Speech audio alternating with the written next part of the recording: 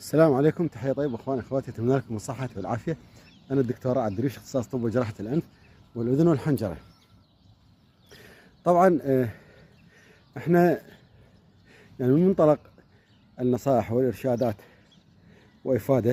الفائدة للجميع.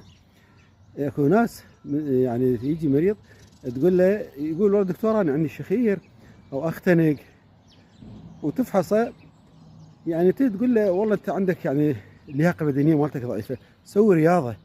يقول دكتور انا جاي على الشخير، الرياضه شو لها علاقه؟ حقيقه الرياضه احد اهم اسباب علاج، او احد من اهم ركن من اركان علاج الشخير، واحتمال المريض ما يحتاج لاي دواء، يعيد اللياقه البدنيه مالته والشخير ينتهي ان شاء الله. واتمنى لكم الصحه والعافيه، شكرا جزيلا.